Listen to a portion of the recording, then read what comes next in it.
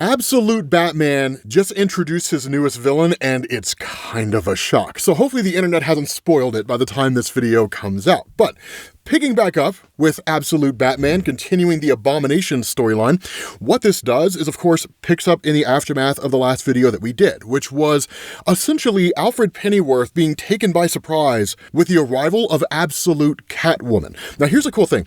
Absolute Catwoman has been around the Absolute Universe for quite some time, right? We know that it's Selina Kyle, and we know she's been there kind of doing things, but this is one of the first real meaningful interactions that you get between herself and Bruce and their costumes. Because as you guys know from reading DC Comics, when Selina Kyle and Bruce Wayne are just their normal selves, right? Bruce Wayne and Selina Kyle walking down the street, they interact one way. But when it's Batman and Catwoman on a rooftop somewhere, their dynamic completely shifts, whether the writer intends for that to be the case or not. And that's kind of what you see here, because Bruce asked the question, why are you here, Selina? And she says, look at us, right? Our ears match. I'm here because your mother called me. And he just says, I'll ask one last time. And she's like, I mean, she actually did, right? But come on, Bruce, like, you've been missing for months. I was worried, all right? Like, I came to help. And Bruce's response, I do not need your help. Now, something to understand here, and this only makes sense in the context of the larger Absolute Batman story. If you have not been keeping up with Absolute Batman, or this is your first video, it looks like Bruce Wayne just being a crotchety dude, like he always is, right? You know, Batman being a dick. But like the reality here is that this is kind of coming off the heels of everything that's happened. Because keep in mind, right, Bruce Wayne donning the mantle of Batman in the Absolute Universe was to try to make Gotham a better place. Along the way, he ends up facing off against Black Mask, who warns him, if you topple me, something worse will arrive in your city.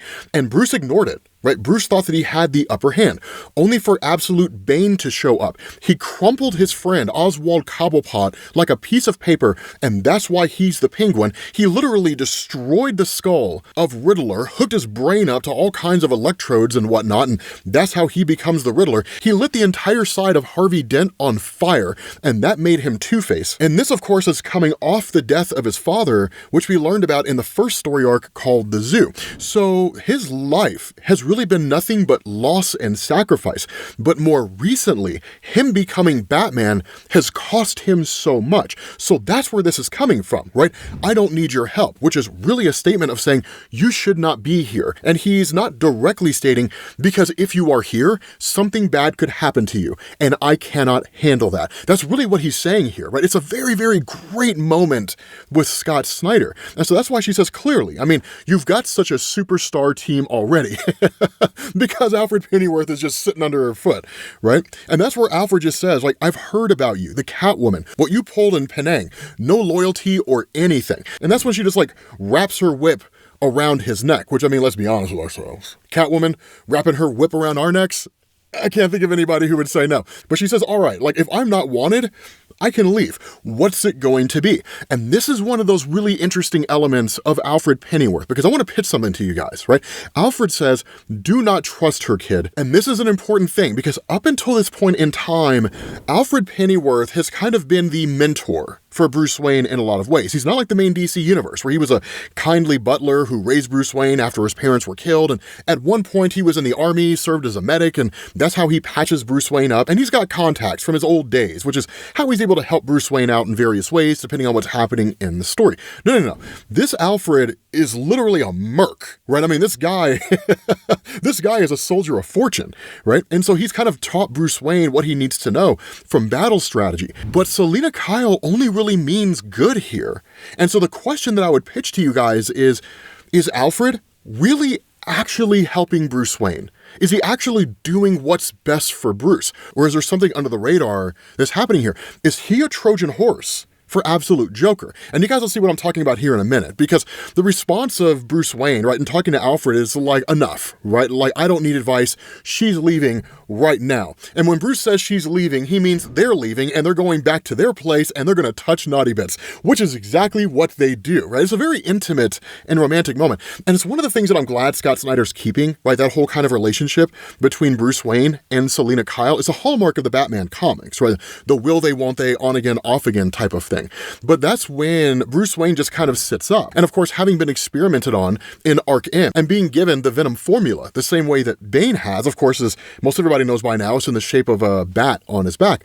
Selina just asks, right, what did they do to you? And that's where Bruce is like, is that really what you want to ask about, Selina? And she just says no.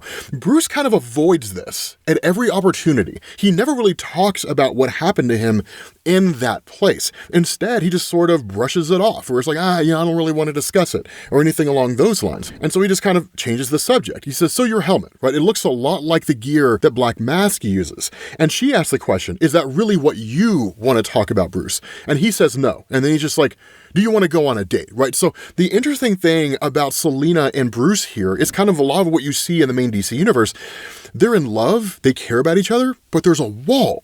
They never really let the other person in, right? I mean, they're physically intimate and they're physically vulnerable, but emotionally intimate and emotionally vulnerable. The true meaning of interpersonal connection, they kind of lack that in a lot of different ways. And so that's what they take off out into the street. And it's pretty much everything that you would hope it would be. It's kind of awesome, right? Because when they arrive at this sort of carnival, Bruce says they're called the Red Hood. They're an outlaw collective, hacking, disruption. We had a loose alliance. And so Selina asks, and this is their hangout, right? So if it is their hangout, then where are they? And that's where the Red Hood gang pops up and they say, you are not welcome here. And they literally say, stand down. Wasn't that your order to us? But we do not take orders from anyone, do we? And that's where everybody's just like, nope, we absolutely don't. And he's just told, get out. And Bruce just says, we're not leaving until we speak with your leader. And that's where the gang is just like, have it your way, right? And Selina's like, this is my kind of date, Bruce. Right? Let's just beat the crap out of people. She brandishes a bullpup rifle and opens fire on all these guys. And my initial thought is that she was using live ammunition. I was like, Jesus Christ, Scott Snyder, like, you're having Catwoman open fire on a crowd of people? Like, holy hell. And even Bruce is just like, what are you doing, right? They're just kids. And she's like, you know I hate kids, but she's like, take it easy, right? It's just a cat nap. Because she's basically firing tranquilizer darts. Now she's firing tranquilizer darts from an automatic bullpup style rifle. So some of these guys are probably getting more than one, but the fact is, it's really just kind of knocking him out. At that point, one of the members of the Red Hood gang from up above fires a bazooka at these guys. And Batman, in this moment where he kind of starts to turn, actually starts to channel the power of the Venom formula and knocks down the entire Ferris wheel, literally knocks out the foundation of this thing and sends it crashing into the ground. Now, we already know that, like, on his own, Bruce Wayne is like basically 7 feet tall, 420 pounds. Dude is a hoss, you know what I mean? Like, he is gigantic. But with the Venom formula coursing through his veins, it's all the more dire, because as he starts to use it, he starts to lose himself. And where Selina walks up on him, right, she was like, what the hell was that, right? Are you all right? He just says, get away from me right now. And this is not him lashing out at her. Instead, it's the Red Hood gang actually looking at everything. And they're like, oh my God, like, he's one of them, right? And one of the guys says the boss was right? They are making monsters. And Selina tries to bring him down, right? You know, listen to my voice. It's all right. You need to calm down. You need to get it under control.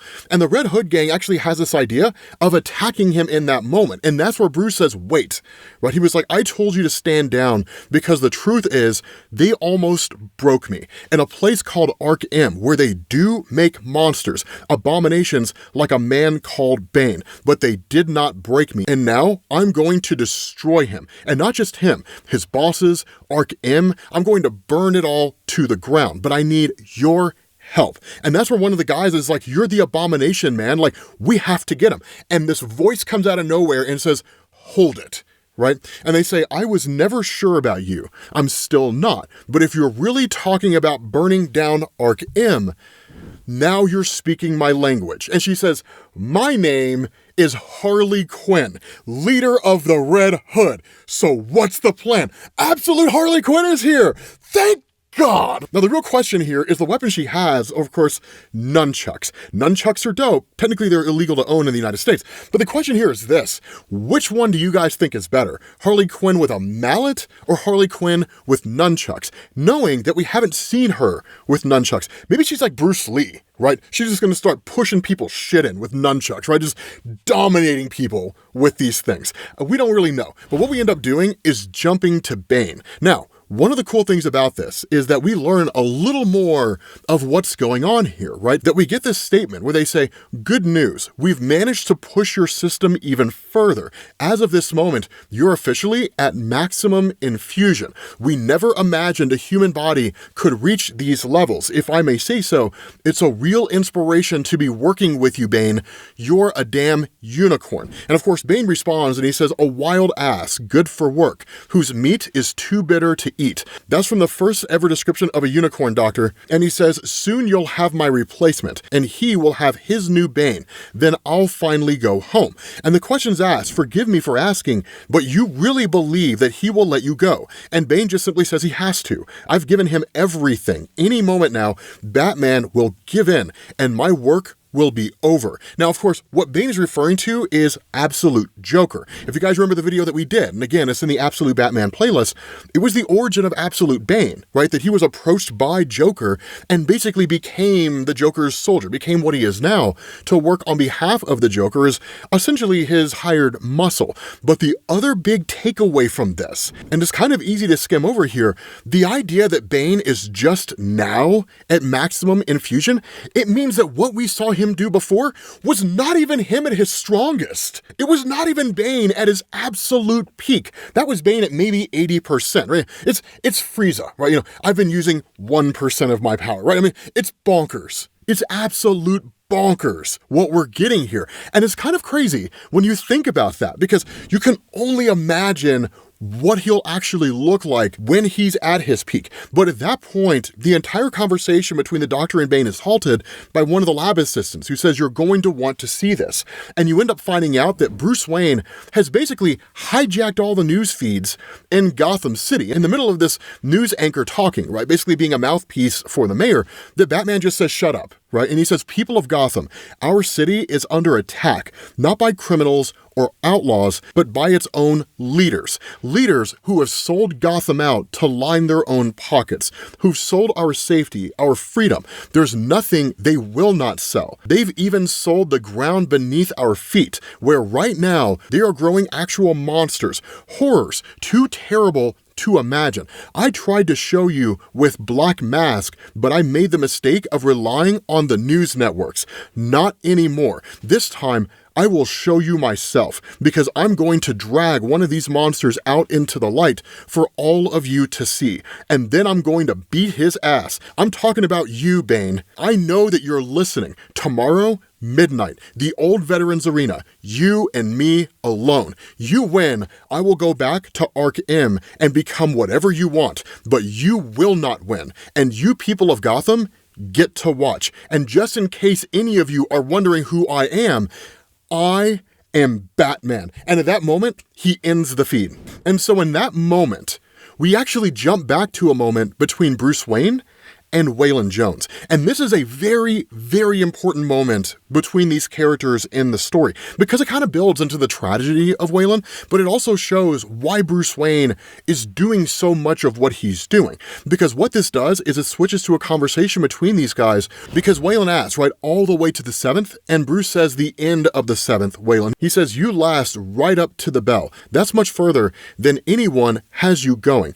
Every single site has you down by the 3rd. Maybe the 3rd. And he says, this way, you go out with dignity and you make enough cash to open the gym. You win. Now, of course, what Bruce Wayne's talking about here, and it's kind of a behind-the-scenes story, background story, is that in the past, before Waylon Jones became Absolute Killer Croc, he was going to be in a boxing match, a fight, with a guy named Bibbo Babowski. But the reality here was that Bruce didn't think he could win. He didn't really have any faith in his own friend. He called it honesty, but in a lot of ways, it was kind of a betrayal. And that betrayal was exacerbated by the fact that he and Selina Kyle had gone to Falcone, I like calling him Falcone. They had gone to that guy and basically arranged a deal, right? The idea was that essentially Waylon Jones would fall. Like, he would take a fall. He would throw the fight. And that's what Bruce is telling Waylon about here. And Waylon just asks, he says, do you know why I hired you to train me, Bruce? I mean, skill-wise, you're mediocre at best. He says, I hired you because you're my best friend.